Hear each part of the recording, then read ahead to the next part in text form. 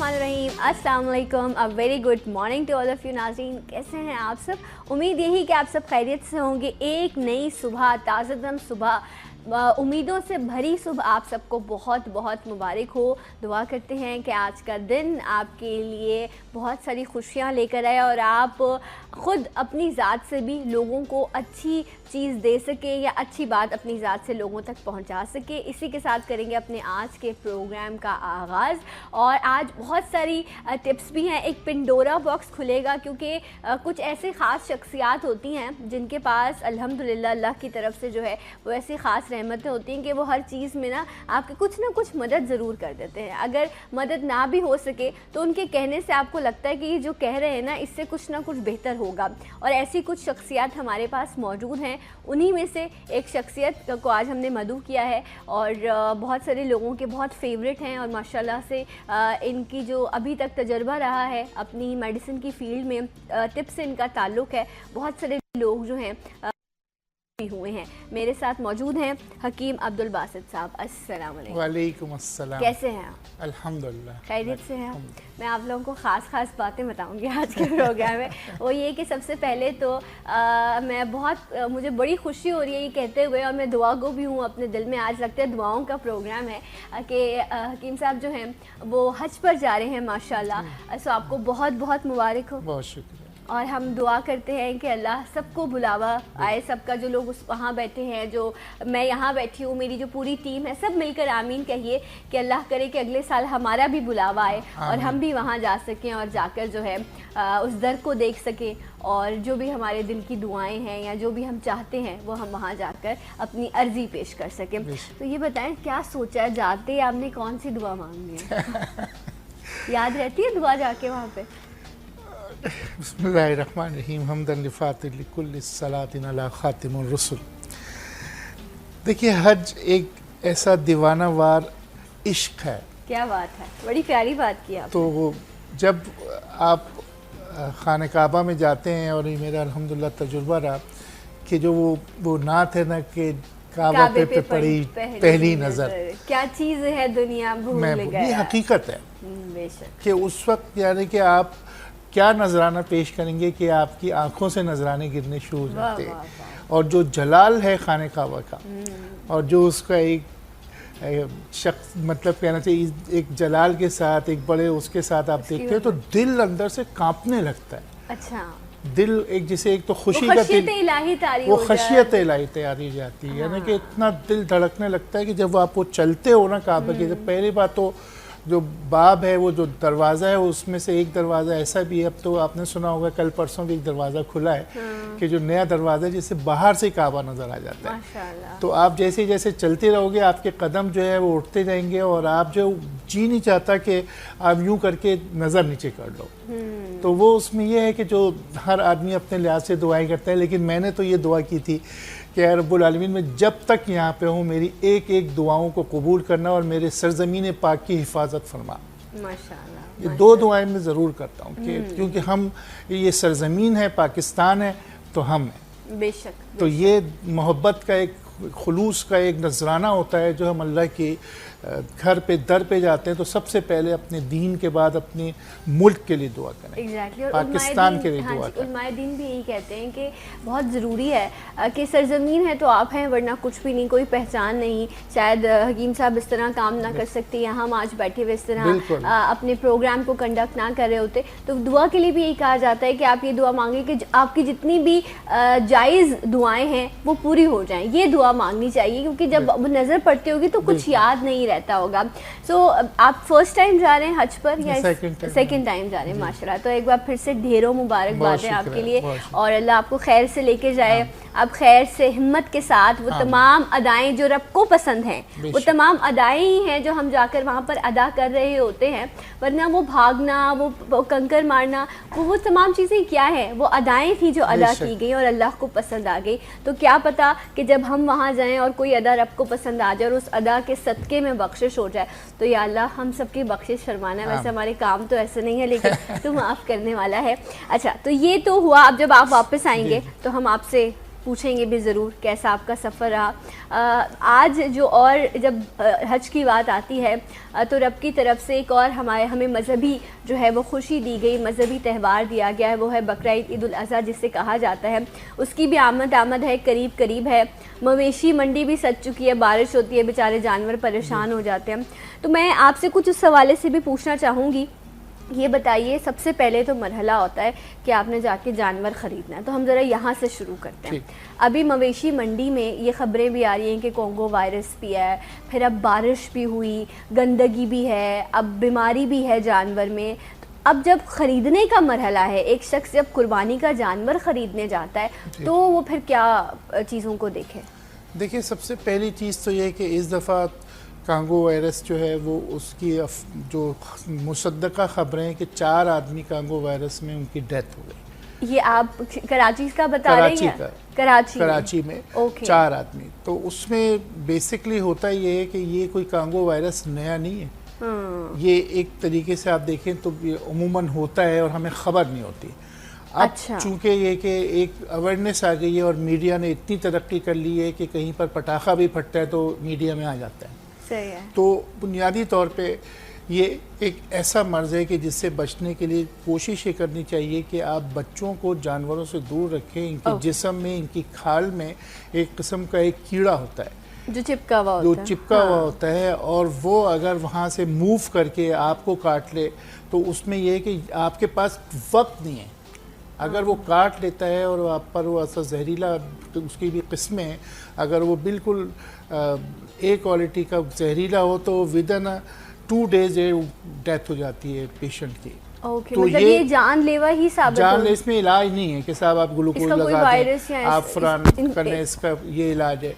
तो इसमें बुनियादी तौर पे जो हमें बचना चाहिए कि जो हम जानवर लेने जाएं तो जो जानवर बेचने वाले को भी कोशिश करना चाहिए कि उसके ऊपर पूरी ब्रशिंग करे और उसकी खाल को पूरी साफ़ रखे, ऊपर से जो खाल के ऊपर कीड़े होते हैं। और जो अहम चीज़ होती है वो गाय में जो उसके पाँव होते हैं उसमें खुर जो होता है उसमें देख लें कि उसमें किसी किस्म का फंगस तो नहीं है। खुर मतलब वो जो उसके पाँव जो पाए हम लोग खाते हैं तो नीचे जो होता है तो उसमें भी ऐसी बीमारी होती है कि जिसकी वजह से उसको बुखार आ जाता है। मैंने बाकायदा लास्ट ईयर देखा कि वो जानवर जो बाकायदा थोड़ी थोड़ी देर में यूँ हिलता है, कांपता है और उसको बुखार सा जो हो जाता है। और वो ये होता है कि आप अगर डॉक्टर ने इंजेक्शन वगैरह लगाएं तो वो कंट्रोल हो जाता है और वरना तो वो ऐसा होता है कि वो जानवर भी, ये दूसरा मसला है, वो अलग चीज़ है। ये कि आप वो ट्रांसफर होने वाली ये जानवरों की बीमारी है। तो मतलब आप ये कह रहे हैं कि जब आप जानवर लेने जाएं तो वो आप कह रहे हैं खुर, वो पैर उसके जरूर चेक कर लें कि उनमें किसी तरह की कोई चोट, कोई फंगस या ऐसी चीज़ ना हो, वो भी जो है जानवर में बीमारी का बाइस बनता है। और कोंगो वायरस के लिए जिस तरह हकीम साहब ने कहा कि एक तो अच्छे से ब्रशिंग हो जानी चाहिए जानवर की, उसके बाद आप भी खुद एहतियात करें, ग्लव्स पहन के जाएं, मास्क पहन के जाएं ताकि आपका टच जो है उसमें इस तरह की कोई चीज़ ट्रांसफ़र ना हो सके। अच्छा, इसके अलावा आपने कहा कि इसका कोई मौजूद नहीं है, इस तरह की कोई मेडिसिन, कोई या इंजेक्शन जिससे इसका एहतियात की जा सके। तो अगर ये हो जाता है कोंगो वायरस तो फिर ये आप इंसान जान से ही जाता है? जी, इसमें तो बाकायदा रिसर्च है। आप टीवी में भी स्लाइड्स देख रही हैं, डॉक्टर्स आ रहे हैं, हुकूमत पाकिस्तान की वजह से स्लाइड की तरफ से स्लाइड चलाई जा रही हैं, लेकिन ऐसा कुछ नहीं है। हाँ ठीक है, टीवी की रेटिंग बढ़ाने के लिए कुछ हर्बलिस्ट ने ये कह दिया कि नहीं ये दवा जो है कांगो से बचाती है। तो मैंने उनसे फ़ोन करके ये कहा अगर बचाती तो आप WHO में जाके बताइए ना उस दवा को। अच्छा। कि जब और आपने कितने लोगों की जान बचाई, क्यों 4 लोग मर गए कराची में। तो ये असल में जो चीज़ें होती हैं दिलासा देने के लिए हमें झूठ भी नहीं बोलना चाहिए। तो बेसिकली जो है सब आपकी जो सवाल का मैं कंटिन्यू करूँगा जवाब के, जैसे आपने फरमाया कि ग्लव्स पहन के जाएं तो वो गर्दन वगैरह में भी हो सकता है। तो इसके लिए सबसे अच्छी चीज़ ये कि आप कड़वा तेल जो होता है, सरसों का तेल सरसों का तेल जो होता है, कड़वा तेल, वो जो है अपनी गर्दन में, अपने ओपन एरिया में, नेक पे और आपके थ्रोट, गले की तरफ जो है ना वो ऑयल लगाएं, क्योंकि इस जगह पे तो आप कोई चीज़ नहीं पहन सकते। तो वो आप लगा लीजिए, पाँवों में आप ऑयल लगा लीजिए, ग्लव्स आप पहन लीजिए, मास्क आप लगा लीजिए। तो ये एक तरीके से ठीक है। लेकिन असल बात जो है, आप और मैं मुसलमान हैं, कि असल ताकत जो है वो अल्लाह की है, कि अल्लाह ताला ही बचाता है और उसी की नाम लेके हम वहाँ पे जाते हैं कि अल्लाह ताला हमको हिफ्ज़ व अमान में रखे। और ऐसा नहीं है कि आपने देखा कि मंडियाँ खाली हो गई हैं, लोग जा रहे हैं, लोग अपने घरों में जानवर लेकर आ रहे हैं और उनकी हिफाजत भी कर रहे हैं। तो बेसिकली ये चीज़ें आप देख लीजिए कि अगर उनके खुर सही हैं, उनके अंदर कोई ऐसी बीमारी नहीं है, और ख़ास तौर पे जो भी जानवर हो, चाहे बकरा हो या गाय हो, कोई भी, उसके अगर बहुत ज़्यादा नज़ला है, उसके नोज़ बहुत ज़्यादा बह रही है, उसके मुंह से राल टपक रही है, तो वो जानवर ना लें। अच्छा, वो तो बीमार है ना, फिर उसको तो भी... इसके माने वो बीमार है और वो आपको तंग कर सकते हैं। दूसरी चीज़ ये है कि जो जानवर है, इसमें इस दफ़ा जो कोशिश करनी चाहिए कि हम ख़ास तौर पे कोशिश करें कि मदरसों में या जो तंजीमें जो है वो गाय के जो हिस्से बनाते हैं, या जो भी, अगर कोशिश करें, अगर आपको डर लग रहा है तो आप उधर हिस्सा डलवा लें। क्योंकि उन लोगों ने पूरा एक बना के रखा हुआ होता है, सिस्टम बनाया हुआ होता है। और उसूली तौर पे दूसरे ममालिक की तरह, अब सऊदी अरब वगैरह में भी आप देखें, हम हज करने जा रहे हैं, लेकिन हम हर एक आदमी अपना जानवर थोड़ी ज़िबा करता है। वहाँ पे स्लाइटर हाउस हैं बड़े बड़े। तो इसी तरीके से मेरा भी ये कहना है कि हुकूमत को भी चाहिए कि कराची में, पूरे पाकिस्तान, लाहौर वगैरह में, इन सब में बड़े बड़े अब स्लाइटर हाउस बन जाने चाहिए। आप कह रहे स्लॉटर हाउसेज हों, आप वहाँ जाएं, जाके करें। लेकिन हमारे यहाँ जब तक हमारे घर के सामने हमारा जानवर नहीं कटेगा तो वो हमें, क्योंकि ये चीज़ इतने सालों से चलती आ रही है। ये आपने बहुत अच्छी बात कही, ये होना चाहिए।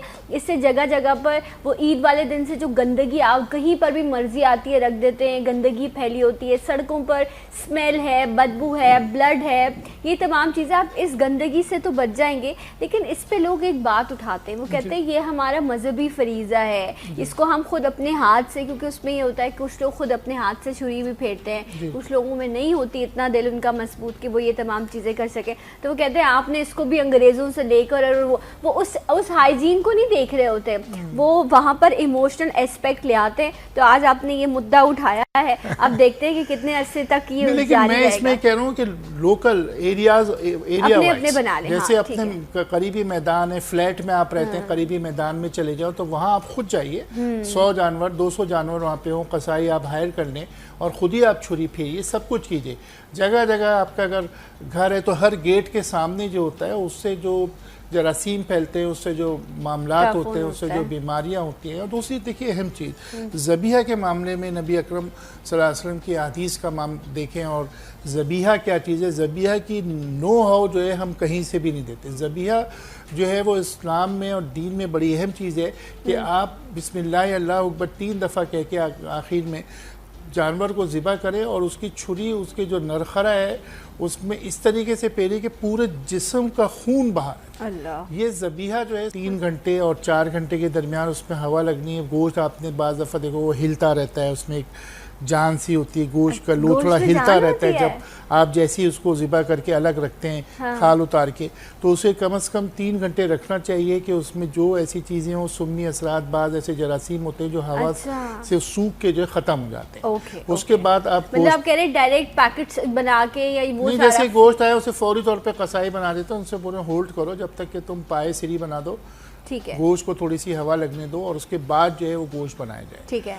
दूसरी चीज़ ये कि जहाँ तक स्टोर का जो पॉइंट ऑफ व्यू है, उसमें कई सवालात होते हैं कि गोश्त को हम फ्रीज करना है तो हमें किस अंदाज से करना है। सबसे पहली चीज़, बकरा हो या गाय हो, उसमें 2 चीज़ें हैं कि एक तो कॉर्नफ्लोर आप ले लीजिए, और तकरीबन 100 ग्राम कॉर्नफ्लोर ले लीजिए, उसमें आपने तकरीबन 200 ग्राम लहसुन जो है उसे कूट के या उसका पानी मिला दीजिए। 2 चीज़ें हैं, लहसुन का पानी और कॉर्नफ्लोर, उसे जो है आप अच्छी तरीके से मिला के, और जो गोश्त आप फ्रीज करना चाहती हो उसके ऊपर अच्छी तरीके से उसको मल दीजिए। उसमें पहले लगा एक सवाल कर लूँ, फिर मैं आपसे, आप कह रहे हैं लहसुन का पानी, मतलब एक होता है लहसुन पेस्ट जो बना लेते हैं हम, वो नहीं आप कह रहे, आप वही चीज़, उसमें थोड़ा सा पानी मिला। अच्छा ठीक है, मतलब अच्छे से उसको आपने पतला सा कर लेना है कि आप, और उसमें आपने कॉर्नफ्लोर मिला के, और आप कह रहे हैं वो गोश्त के ऊपर लगा दें। उसमें ये है कि गोश्त जब आप फ्रीज करेंगे तो आपने देखा अमूमन कुर्बानी के गोश्त में हीक सी ज़्यादा आती है, क्योंकि ताज़ा होता है, और तो उसको लगाने से हीक बिल्कुल नहीं आएगी, नॉर्मल रहेगा गोश्त। उसे आप लगा के, और जितनी आपकी नीड है, जितनी आपकी ज़रूरत है, उस लिहाज से पैकेट्स बनाइए। देखिए जो आपने छोटे छोटे पैकेट, चाहे 1 किलो के बनाए, 2 किलो के बनाए, एक सर्टन अमाउंट जो भी आपके घर की गुंजाइश है, वो पैकेट्स अलग होने चाहिए। इसलिए कि जब आप फ्रीज़र से ड्रॉ करेंगे तो उसमें जितनी भी आप सबने जम्स हो गए, वो तमाम चीज़ें जो हैं वो उसमें चिपकने लगती हैं। तो आप उसको धोइए और पका लीजिए। लेकिन आप उसको रीफ्रीज करने के लिए ले जाती हैं तो इसका मतलब आप बीमारी को रीफ्रीज कर रही हैं। अच्छा, मतलब आप ये कह रहे हैं कि ऐसा ना हो कि आपने ज़्यादा निकाला, जी, उसको आपने जो है मेल्ट किया, फिर एक हिस्सा निकाल के उसे दोबारा फ्रीज कर दिया, वो नुकसानदेह साबित वो नुकसानदेह होता है सेहत के लिए। ठीक है। और उसमें ऐसे बैक्टीरियाज आ जाते हैं कि वो दोबारा उस पर हमला करके और वो आप फ्रीज कर देते हैं। तो जो आपने फर्स्ट टाइम फ्रीज किया इट्स ओके।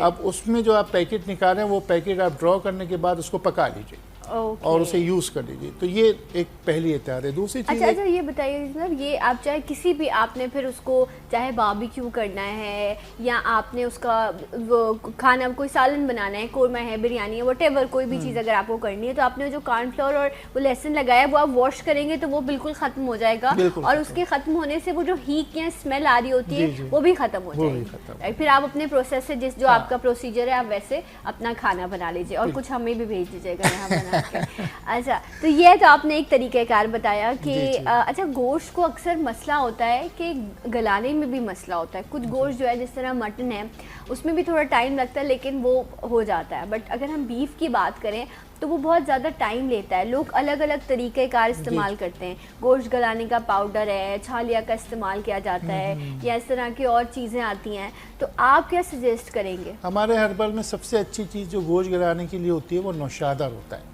नौशादर थोड़ा सा ले लिया जाए, तकरीबन 50 ग्राम के करीब, 10 किलो गोश्त के लिए 50 ग्राम के करीब वो लेके नौशादर, उसको पानी में मेल्ट कर लिया जाए, पूरा मिला लिया जाए। और उसके बाद उसको 3 घंटे के लिए गोश्त पे बाकायदा लगा दीजिए। उसमें मसाले जो आपने डालने वो भी डाल लीजिए।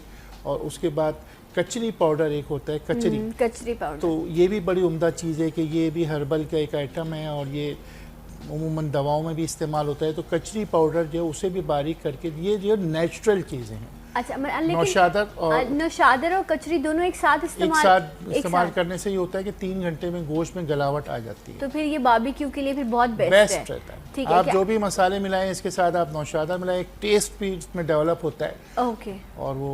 और उससे जो है वो नौशादर और दूसरा आपने क्या बताया? कचरी, ये दोनों चीज़ें अगर आप डाल देंगे तो उससे। अच्छा हाँ, एक और चीज़ मुझे याद आई, वो अपनी अम्मा को मैं याद करी थी, वो क्या क्या कर रही होती है, वो पपीता, कच्चा पपीता जो है वो बहुत ज़्यादा इस ईद पर जो है वो लोग इस्तेमाल करते हैं और उसको ब्लेंड करके। तो ये बताइए वो कितना बेहतर होता है गोश्त गलाने के लिए? पपीता बहुत अच्छा है, पपीता इस्तेमाल करना चाहिए, लेकिन हम ऐसी तरीके आपको बता रहे हैं कि पपीता अवेलेबल नहीं है, या बकौल आपके वो मेट के महंगा इतना हो गया है ना, तो वो अच्छा, ये भी महंगा हो जाता है? हाँ, ये भी महंगा, कच्चा पपीता, लहसुन, प्याज, ओके। तो अभी से ले लें आप लोग जाकर ना। नहीं, बड़े चालाक दुकानदार, अभी से कर दिया उन्होंने। तो वो आप कचरी और जो मैंने नौशादर का बताया वो बेस्ट है, इसलिए कि आप उसको प्रिजर्व भी करने की ज़रूरत नहीं, वो सिंपल सा आपके पास रखा हुआ है ना।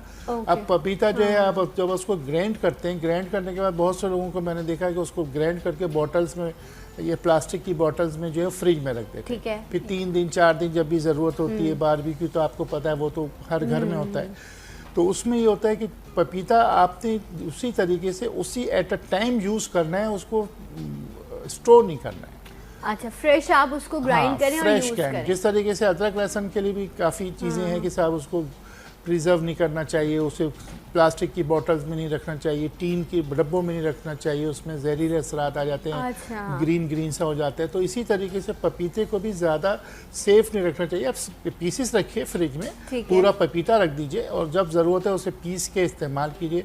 तो वो बहुत, इसमें जो अहम बात होती है ईद के दिनों में वो ये होती है कि अमन फूड पॉइजनिंग का होना, कि अमूमन लोगों को जो डाइजेशन नहीं हो पा रहा होता है, क्योंकि खा बहुत रहे होते हैं, इसलिए कि वो ओवर ईटिंग हो जाती है। तो इसमें जो सबसे बेस्ट है वो ग्रीन टी है। ग्रीन टी का मैं एक तरीका बता देता हूँ कि उसमें ये कि पुदीने की पत्तियाँ 40 आपको लेनी है, 4 अफराद के लिए बन रहा है, 40 पत्तियाँ पुदीने की लेनी है, अदरक का 2 इंच का टुकड़ा आपको लेना है, और तीसरी चीज़ छोटी इलायची इसमें है, वो छोटी इलायची चाय में जो डलती है, 4 अदद वो आपने ले लिए, और अदरक हो गया और पुदीना। इसको डालने के बाद जो कहवा लोकल जो पत्ती आती है वो ½ टी स्पून ले लें। अच्छा, मैं फिर से बताऊं, चाय की पत्ती, अदरक, कहवा। अच्छा, कहवा बनाना है आपने, ग्रीन टी वाला जो है। अच्छा, वो आपने लेनी है, पुदीने की पत्तियां लेनी है आपने, अदरक लेना है और छोटी इलायची। बस इसको आपको बॉईल कर लेना है, पका लेना है हल्का सा, इतना ज़्यादा नहीं पकाना उसको, जिस तरीके से दम की चाय होती है इस तरीके से करने के बाद जब वो बन जाए तो उसको टी पॉट में रखें और उसमें जो है केवड़ा जो होता है, जो आप बिरयानी या कौरमे में डलता है, अच्छा। वो आप जो है तकरीबन हाफ टी स्पून डालते हैं। उसका टेस्ट आप देखिएगा, यानी कि ऐसा होगा कि मुझे लगा आप लीमू डालने लगे अभी इसके अंदर। नहीं, इसमें केवड़ा का मैंने एडिशन किया। अच्छा, केवड़ा डाला। केवड़ा जो है कल्ब के लिए बड़ा अच्छा है, दिल के लिए अच्छा है। उमूमन जो एसिडिटी, तेजाबियत और दिल पे बोझ हो जाता है, आम दिनों में आप आधा पाव गोश्त नहीं खाते। हाँ, बीफ नॉर्मली लोग कहाँ इस्तेमाल करते हैं, 100 ग्राम नहीं खाते, और उसमें आप किलो किलो खा रहे हैं। तो उसलिए जो है ये बड़ी उम्दा चीज़ है कि केवड़ा जो है उसका एसेंस मिलता है, वो ना हो जो केवड़े का अर्क केवड़ा के नाम से जो मिलता है, वो आप लीजिए और वो आप डालिए ग्रीन टी में। आप देखिए क्या उसका टेस्ट होता है, आप बिल्कुल उसमें हजम भी होगा। केवड़ा एसेंस नहीं डालना आपने, जो केवड़ा का अर्की केवड़ा जो है वो आपने इस्तेमाल करना है। वो आपको नॉर्मली और मिल जाता है बॉटल्स में, आप उसको इस्तेमाल करेंगे। अच्छा, मुझे बताएं इसमें लेमन नहीं यूज़ कर सकते? नहीं, बिल्कुल कर सकते हैं अपने टेस्ट के लिहाज से, लेकिन जो असल जो चाय का टेस्ट है वो केवड़े के साथ है, अगर आप चाहें तो ऐड कर लें। Okay, right. ये आपने पीना है, इससे इंशाल्लाह जब भी आप खाना खाएं उसके बाद आप इसका इस्तेमाल करें तो। अच्छा, खाने के बाद का इख्तिलाफ है मेरा। अच्छा, वो मैंने फिर ये सवाल कर लिया। जी, वो इसलिए कि जो ग्रीन टी या कहवा जो है बेसिकली ये खाने के दरमियान लेना है। तो ये अच्छा, ये तो हाजमे के लिए इस्तेमाल किया जाता है ना, कि आपने खाना खाया तो अब आप ये कहवा इस्तेमाल करेंगे, तो आप कह रहे हैं नहीं, बीच में ले लें। देखें, बात ये है कि हर चीज़ की हिकमत है। ट्रू। यही तो बात इतनी है कि खाना खाने के बाद पानी पीने का मना है, पेट और टमी बाहर आ जाती है। ठीक है। इसी तरीके से लोग जो ये हाजमे के चक्कर में और उसमें जो खाने के बाद जो पीते हैं ना, ये सही तस्वुर नहीं है। इससे आपका पेट भी बाहर आता है और हाजमा नहीं होता। असल में जो कहवा पीने का तरीका आप देखें, पेशावर में देख लें, आप सऊदी अरब में स्टाइल देख लें कि जब खाना दस्तरखान पे लगता है तो बीच में फिंजान रखी दी जाती है कि कहवे की। अब वो चारनी वाले लेंगे, गोश्त का एक पीस उन्होंने लिया, उसके बाद कहवा लिया और उसको 2 घूंट ले लिए। तो ये ऐसा प्रोसीजर है कि ये बना भी नहीं है, सुन्नत के लिहाज से भी है कि खाना खाने से पहले पानी या कोई लिक्विड चीज़ पीना जो है वो सेहतमंदी की अलामत होती है। बीच में भी आप पी सकते हैं, लेकिन आखिर में मना करते हैं। आखिर में। तो इसलिए जो है ये एक एडिशन कर लीजिए कि जो आप कहवा इसके ईद के दिनों में पियेंगे तो आप during the dinner, during the lunch, बीच में कोल्ड ड्रिंक के बजाय कहवा पीजिए, आप कोल्ड ड्रिंक को भूल जाएंगे। यही मैं ये कह रही थी कि ऐसा किया जा सकता है कि जो सॉफ्ट ड्रिंक्स का इस्तेमाल या कोला ड्रिंक्स का किया जाता है, उनकी जगह आप ये कहवा बना के सर्व करें। और शुरू में थोड़ा अजीब लगेगा, लेकिन आप, क्योंकि ये सेहत के लिए बहुत अच्छा है, टेस्ट इसमें बहुत अच्छा आएगा। अच्छा, इसे ठंडा भी पी सकते हैं, चाहे तो इसमें आइस भी डाल सकते हैं। Okay, right. तो आइस कहवा जो है वो आप इस्तेमाल कर सकते हैं। जो मुझे बताया, अभी हम प्रोग्राम के स्टार्ट से पहले यहाँ जिक्र हो रहा था कि गोश्त को सुखाया भी जाता है स्टोर करने के लिए। वो मामला क्या है? वो बड़ा इंटरेस्टिंग है, क्योंकि मैंने देखा ना, मेरे घर होता है ऐसा। तो वो उसको फिर सेव कैसे करते हैं, फिर उसको पकाते कैसे हैं, क्या तरीका है उसका? देखिए, ज़माना बड़ा तरक्की कर गया। हाँ। लेकिन ये कुर्बानी तो 1400 साल से चली आ रही है। तो बुनियादी तौर पे जो तरीक़ाकार जो है वो यही था कि गोश्त को जो है लंबे लंबे पीसीस करके उसको थोड़ा सा पतला कर लिया जाए और उसमें सिर्फ नमक ऐड करके और उसको इस तरीके से किसी जगह पे धूप में लटका दिया जाए। अच्छा। और उसके बाद जब जैसी हीट लगती है धूप की, तो वो आहिस्ता आहिस्ता 2-3 दिन में जो उसका पानी भी निकल जाता है और सूख जाता है, और उसको लोग 1-1 साल इस्तेमाल करते हैं उस गोश्त को। तो उसको रखने का तरीका भी ये होता है कि इसकी बॉटल जो है वो शीशे की होनी चाहिए, प्लास्टिक में ख़राब हो जाता है ये, तो इसे इस तरीके से सेव करके रखना होता है। अच्छा, मतलब वो सूख गया 2-3 दिन में, उसके बाद आपने उसको बॉटल्स में रख लिया। आप कह रहे हैं शीशे की बॉटल्स में रखा जाए, उसके बाद फ्रिज में रखना है या बाहर?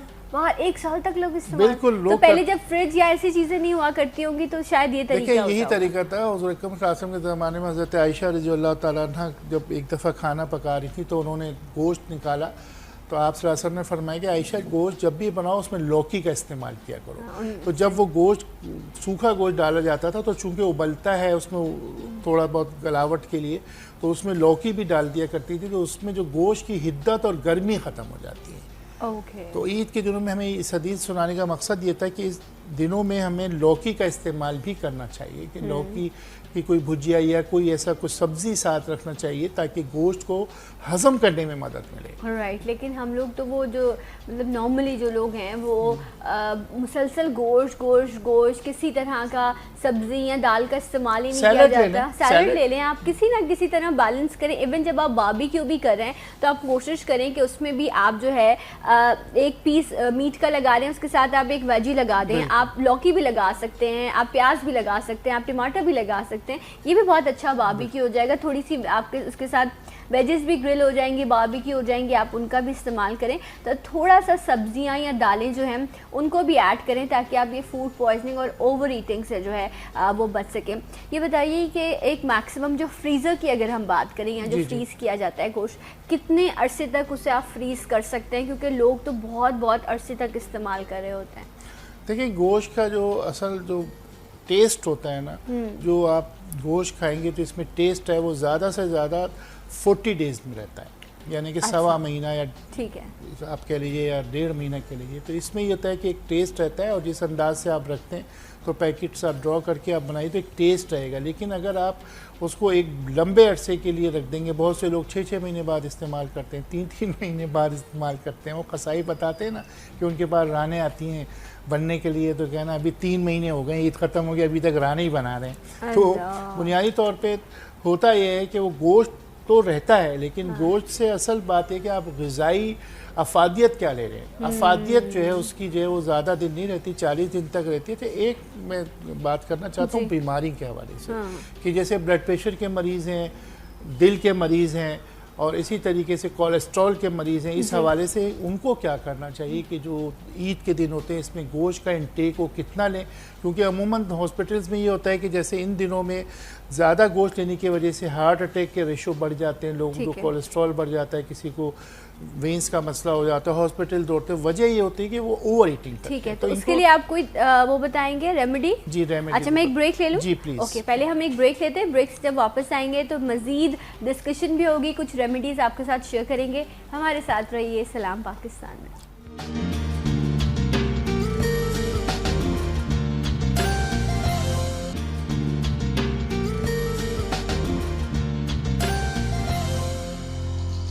Once again welcome back. सलाम पाकिस्तान नाज़रीन, आप सबको खुशामदीद कहते हैं। बासित साहब हमारे साथ मौजूद हैं और आज हम बात कर रहे हैं कि ईद आने वाली है तो उसके लिए गोश्त को आपने कैसे स्टोर करना है, गोश्त गलाना कैसे। नौशादर अभी मैंने ब्रेक में दोबारा पूछा है, तो गोश्त गलाने के लिए आप नौशादर का इस्तेमाल करें। इसका कोई नुकसान भी नहीं है, ये खाने के जायके को भी ख़राब नहीं करेगा। अक्सर ऐसा होता है ना, हम गोश्त गलाने के लिए चीज़ों का इस्तेमाल करते हैं तो उससे जायका ख़राब हो जाता है। तो आप कह रहे हैं इससे जायके पे इफेक्ट इससे बिल्कुल नहीं, बल्कि और अच्छा डेवलप होगा। जो भी आप मसाले डालेंगे ना उसको वो और बूस्ट करेगा। राइट। तो अच्छा, आप ब्रेक पे जाने से पहले आप बता रहे थे कि जो हार्ट के पेशेंट हैं या ब्लड प्रेशर के पेशेंट हैं। देखिए, मैंने जैसे अर्ज किया कि ओवर ईटिंग हो जाती है, जो अमूमन लोग जो है ज़्यादा गोश्त खा लेते हैं, तो उसके लिए है कि गोश्त की एक लिमिटेशन कीजिए। गोश्त जो है एक वक्त में, जैसे आपने सुबह बारबेक्यू करना है, शाम, तो आप कोशिश कीजिए ज़्यादा से ज़्यादा 600 ग्राम, यानी कि ½ kg के करीब आप समझ लें। एक प्लेट जो होती है उसमें जो बारबेक्यू की, जो चाहे बकरा हो या गाय हो, तो वो आप लीजिए। मैं उन मरीज़ों के लिए बात कर रहा हूँ कि 300 सुबह, 300 शाम, 600 ग्राम आपको लेना है, ले सकते हैं। आप सुबह शाम बारबेक्यू खिला रहे होने हैं? हाँ, कोई हर्ज नहीं। और इसी तरीके से इसमें एक चटनी बनानी है या एक दवा आप कह लीजिए, उसमें सूखा अनारदाना 100 ग्राम है, इमली 100 ग्राम है, सूखा आलू बुखारा 100 ग्राम है, पुदीना जो है उसकी पत्तियां जो है 100 ग्राम है। कितनी यमी होगी है, कितनी आपने सारी जो है ना वो खट्टी चीज़ें डाली हैं। दोबारा से बताइए क्या कुछ है इसमें? अनारदाना 100 ग्राम है, इमली 100 ग्राम है, सूखा आलू बुखारा। इन तीनों को पहले आपने करना है, इसका पेस्ट बनाना है, पानी में इसको बॉयल करना है। इमली जब पानी में बॉयल हो जाती है तो गला ख़राब नहीं करती, तो इसको आप उसका बाकायदा उबाल के और उसका पेस्ट एक निचोड़ लीजिए और उसको पल्प निकालना है। उस पल्प को फिर आप ग्राइंडर में डालने के बाद उसमें आपने पुदीना डालना है, पुदीने की पत्तियां जो होती हैं। ठीक है। इसी तरीके से इसमें तकरीबन 2 टेबल स्पून सफ़ेद ज़ीरा डलेगा। अच्छा, ठीक है। अच्छा, ये जो अनारदाना है वो भी पकते में ही आपने साथ डाल तीनों चीज़ें, इमली, आलू बुखारा, अनारदाना, ये तीनों चीज़ें जो है आप जो भी पानी इसमें आ सकता है उसको उबाल के उसका पेस्ट निकाल लीजिए, उसको ग्राइंडर में डाल दीजिए। उसमें आपने 100 ग्राम की पत्तियां जो है पुदीने की डालनी है और 2 टेबल स्पून आप सफ़ेद ज़ीरा उसमें डाल दीजिए। ओके। ठीक है, और इसमें तकरीबन 11 से 20 जवे जो है लहसुन के। राइट। तो ये अब आपने करके एक चटनी बना ली, बहुत टेस्टी बनेगी लग रही है। और हस्बे जायका इसमें आपने नमक डाल दिया। तो ये चीज़ें आप बना के रखिए। अब आपने जब भी बारबेक्यू लेना है, आपने सैलड के अंदर प्याज होनी चाहिए, खीरा होना चाहिए, टमाटर हो। अच्छा, सलाद के पत्ते बड़े उम्दा चीज़ हैं, अमूमन इन दिनों में महंगे हो जाते हैं, लेकिन सलाद के पत्ते जो है लाजिम रखने चाहिए सैलड के साथ। तो वो आप खाइए। तो किस लिए वो फ़ायदेमंद किस उसमें हवाले से सबसे होता है? अच्छी बात यह है कि सलाद के पत्ते से कोलेस्ट्रॉल कंट्रोल रहता है। 2 चीज़ों से कोलेस्ट्रॉल कंट्रोल रहता है। एक धनिया, जो धनिया होता है, आप पुदीने के बजाय इसमें धनिया भी ऐड कर सकते हैं। ठीक है। तो इसमें धनिया और सलाद के पत्ते बहुत अच्छी चीज़ें। सबसे अच्छी बात यह है कि सुकून आवर भी हैं। जिन लोगों को नींद नहीं आती, उन लोगों के लिए सलाद के पत्ते बहुत अच्छे हैं कि सलाद के पत्तों को बिल्कुल बारीक बारीक काट के और थोड़ा सा उसको बॉईल कर लिया जाए, मामूली सा जैसे स्टीम देना है, उस तरीके से उसको आप चमचे से खाएंगे तो आपको नींद ना आने की शिकायत बेहतर हो जाती है। अच्छा। तो इसमें ये खास वैसे आप कह रहे हैं कि नॉर्मली आप उसको सैलेड में जो है सैलेड में वो आप यूज़ करें। जी हाँ, बिल्कुल उसको। और ये आपको 12 महीने मिलते हैं ना? 12 महीने इसका कोई इसमें प्रॉब्लम ये है कि बड़ी उम्दा चीज़ है। तो इसका इस्तेमाल करेंगे तो गोश्त के साथ जब आप चटनी और सैलड आप लेंगे तो फिर वही वाली बात होगी कि सब्जी शामिल हो गई। सब्जी शामिल, उसमें हमने टेस्ट भी आ गया, पुदीना भी डलवा दिया, धनिया भी डलवा हरी दिया, मिर्च भी डलवा दें थोड़ी सी, चले चटपटी हो जाएगी चटनी जो है ना। चले हंसपे जायका हरी मिर्च भी बढ़ा देते हैं। राइट। तो ये देखिए, बुनियादी तौर पे हम कहीं भी आपको ये मना नहीं कर रहे कि आप गोश्त ना खाएं, आप गोश्त ज़रूर खाएं। यहाँ तक कि जो लोग गोश्त नहीं खाते वो भी अगर सिर्फ जो है नमकीन गोश्त बनाने की तरकीब, जिसे दम बख्त कहते हैं, दुम बख्त या दम बख्त एक कोयटा का डिश है, तो उसमें तरीका ये होता है कि बड़े बड़े पीसेज आप गोश्त के कर लें और उसमें जो है आलू बहुत सारे सबसे पहले नीचे डाल दें।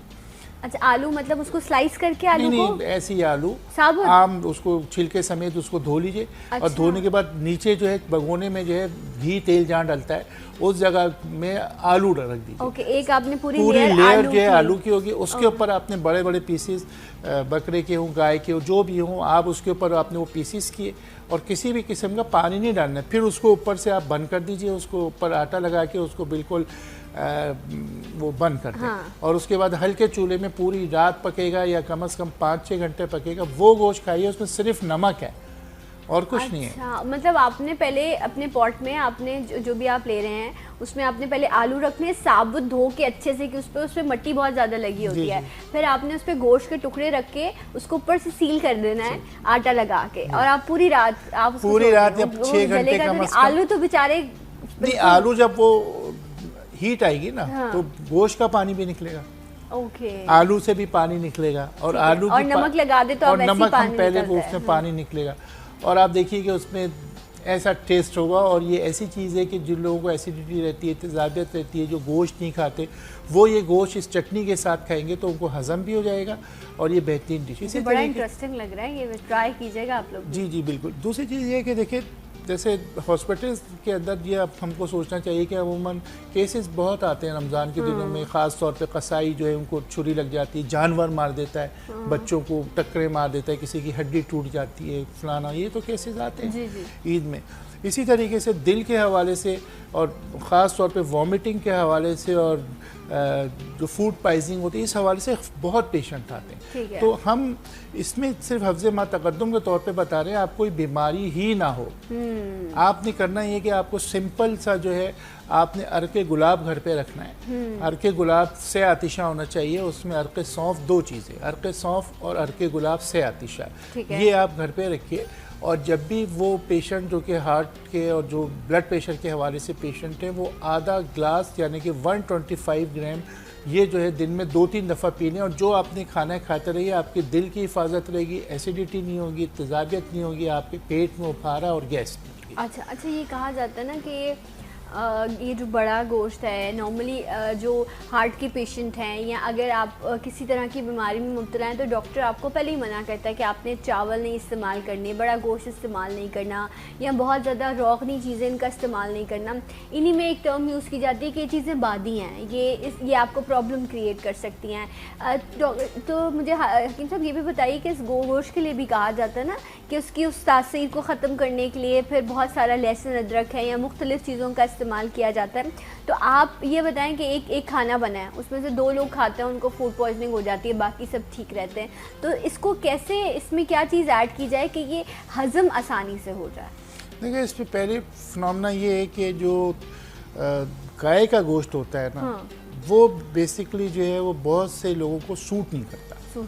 Right, true. वो चाहे एलर्जी हो जाती है, एलर्जी होती है, अमूमन जो अर्टिकेरिया हो जाता है, पित्ती हो जाती है, तो ये कई लोगों को सूट नहीं करता। गाय के गोश्त में यूरिक एसिड भी ज़्यादा होता है और चीज़ें। और मैं इस सिलसिले में एक हदीस भी बताता चलूँ कि नबी अकरम सल्लल्लाहु अलैहि वसल्लम ने फरमाया कि गाय का दूध इस्तेमाल करो, इसमें शिफा है, और गाय के गोश्त इस्तेमाल मत करो, इसमें बीमारियां हैं। बीमारी नहीं, बीमारियां। तो ये बाकायदा हदीस है। तो इसमें बुनियादी तौर पे जो है हम उसे डिनाई तो नहीं कर सकते उस हदीस से। तो ये गाय का गोश्त होता है, ज़्यादातर लोगों को सूट नहीं करता। बीमारी की हालत में हकीम मना करता है कि आपने ये बादी चीज़ें नहीं लेनी।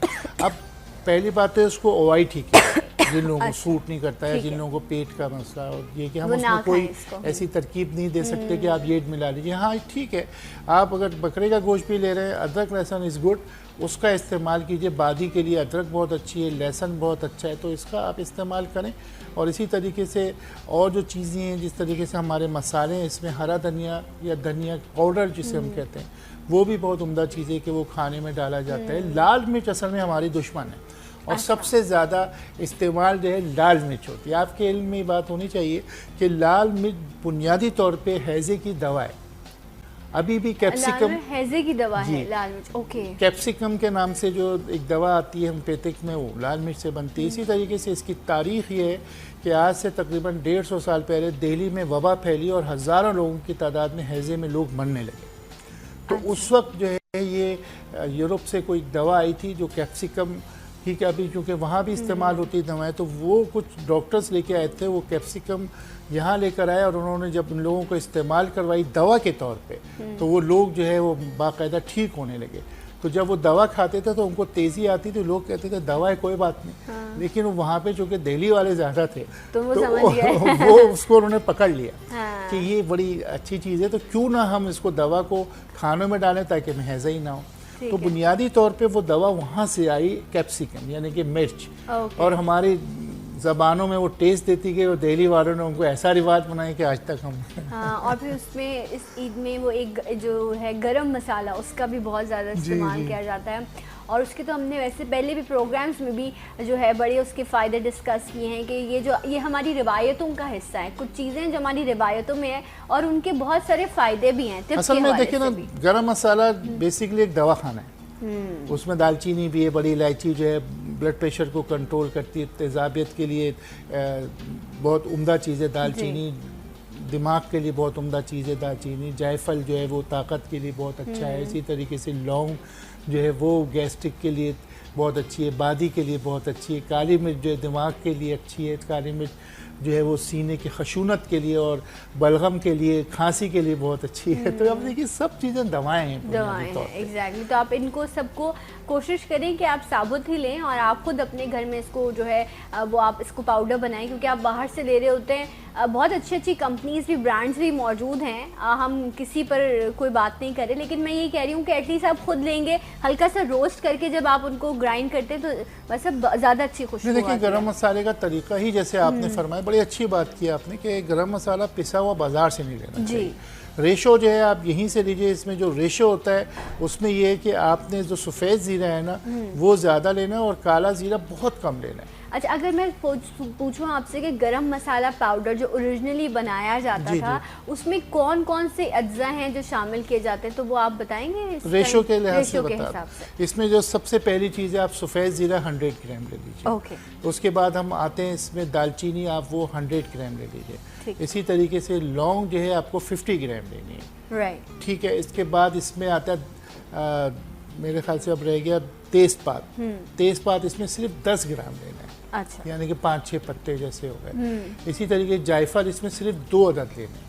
वो जो जायफल जो होती है उसके अंदर जो सी वो मौजूद होता है, वो आपको 2 लेने। ठीक है। इसी तरीके से लौंग रह गई, लौंग भी इसमें आप 25 ग्राम लीजिए, ज़्यादा नहीं लीजिए। तो ये एक रेशो बन गया। ये जो काला ज़ीरा रह गया, काला ज़ीरा इसमें 25 ग्राम। काला जीरा कम लेना है, सफ़ेद जीरा 100 ग्राम सफ़ेद जीरा है और ये 25 ग्राम। तो इस रेशो से जब आप उसको अपने घर पे पीसेंगे तो वो एक, और बड़ी इलायची रहेगी, बड़ी इलायची भी 50 ग्राम, ठीक है। तो यानी कि सबसे ज़्यादा इसमें सफ़ेद जीरा है। तो बुनियादी तौर पे ये आप एक रेशो रख लीजिए। तो इस रेशो से आप गरम मसाला, जैसे आपने कहा, चाहे तो उसको थोड़ा सा हल्का सा गरम कर लीजिए, रोस्ट कर लीजिए, मामूली से, ज़्यादा नहीं, हल्का सा रोस्ट करने के बाद उसको आप ग्राइंडर में पीस लीजिए। ये बेहतरीन गरम मसाला सेहत के हवाले से भी अच्छा बने। राइट, बस रोस्ट करने से ये होता है कि आप जब उसकी खुशबू बहुत अच्छी आती है, वो आपको बहुत अच्छा लगता है कि हाँ एक अच्छी साफ चीज़ आपके सामने बन गई है।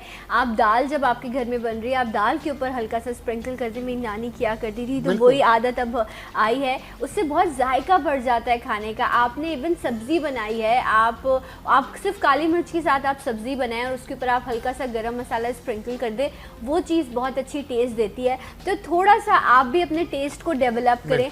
हम लाल मिर्ची पाउडर इस्तेमाल करते हैं, कहते हैं क्रश चिली ज़्यादा मुनासिब होती है गोश्त में भी अगर आप इस्तेमाल करें। असल में देखिए, लाल मिर्ची की जो सर्वे रिपोर्ट है बाज़ार से, जो भी आपको जो लाल मिर्च, अगर आप लाल मिर्च पिसवाएंगे ना अपने घर पे आप पीसिए, तो उसमें आप देखिए उसका कलर अजीब सा ब्राउनिश सा होगा ना। जी, तो आप बोलेंगे कैसी लाल मिर्च है ये? तो वो करते हैं बाज़ार में, उसको उसकी डंडियाँ और तमाम चीज़ें पीस के उसमें आखिर में कलर मिलाते हैं, उसको रेड करते हैं। इतना ज़्यादा वो चिल्ली पाउडर जो होता है ब्राउनिश होता है, उसको रेड कर देते हैं। वो उसके साइड इफ़ेक्ट होंगे ना, आपने जो पाउडर डाला है। उसके बाद दूसरी चालाकी ये करते हैं कि वो जो उसमें जो डंडियाँ और ब्राउन चीज़ें बहुत ज़्यादा करके उसमें केमिकल आता है तेज़ी लाने के लिए। वो केमिकल अगर आपने 1 चमचा डालना है तो वो तकरीबन 10 किलो में डलता है। तो वो केमिकल ऐड किया जाता है, उससे आपको बड़ा अच्छा कि इतनी सी मिर्च यूज़ हो रही है, उसमें केमिकल। तो ये बेसिकली हमारे जान के दुश्मन है कि जितनी चीज़ें हैं आप घर पे देखिए, पहले तरीक़ेकार ही घर पे ही होता था। कि जो हुक्मा ने भी जो बताते थे वो ये कहते हैं 2 किस्म की मिर्ची होती हैं, एक लंबी होती है उसे हम देगी मिर्च कहते हैं, ठीक है। वो जो है पेट के हवाले से बहुत अच्छी है, उसको आप घर पे पीसिए, घर पे कूटिए, उसको इस्तेमाल कीजिए, उससे मिर्च का जायका भी आता है, कलर भी आता है। और जो छोटी मिर्चें होती हैं जो अमूमन उसमें थोड़ी तेज़ी ज़्यादा होती है, लेकिन बड़ी वाली जो होती है वो देगी मिर्च कहलाती है। उसका इस्तेमाल अगर हम घरों में करना शुरू कर दें तो हम बीमारियों से भी बच जाएंगे और हमारे सेहत भी अच्छी। अच्छा, ये जो मिर्चों को पीसा जाता है, इनको जब आप अगर साबुत ला रहे हैं तो आप क्या, क्योंकि इसमें डस्ट मट्टी भी होती है, तो पहले वॉश करके इसको ड्राई कर लें, उसके बाद इसे पीसे अगर पाउडर बनाना है? बिल्कुल तरीका यही होता था पहले भी। कि जैसे आपको पता है गंदम भी धुलती है। जी बिल्कुल। तो इसी तरीके से बाकायदा जो है मिर्च को वॉश किया जाता है, ऊपर से डस्ट वगैरह हटा के, उसकी पीछे की डंडी वगैरह हटा के, और उसको बड़े से कपड़े पर रख के 2-3 घंटे धूप में रखते हो, फर्स्ट क्लास हो जाती। फिर आप अब हमारे घरों में धूप ही नहीं आती है, अब धूप नहीं आती जगह से बंद कर देते, कहीं से धूप नहीं आनी चाहिए। फ्लैट सिस्टम में नहीं है, तो आप सिंपल सा जो आपके घर में जो ओवन है ना, आप बड़ी सी ट्रे लीजिए, उसमें रखिए 5 मिनट के लिए, उसमें रख दीजिए। आखिर में मैं, क्योंकि गाजर का मौसम आ रहा है, एक नुस्खा देना चाहता हूँ कि आँखों की बीनाई के लिए बच्चों के लिए बड़ा उम्दा है कि 1-2 लीटर जो है गाजर का जूस ले लीजिए। गाजर आ गई लो पर, तो इसका जूस ले लीजिए, और इस जूस में 1 किलो सौंफ जो है वो डीप करके उसको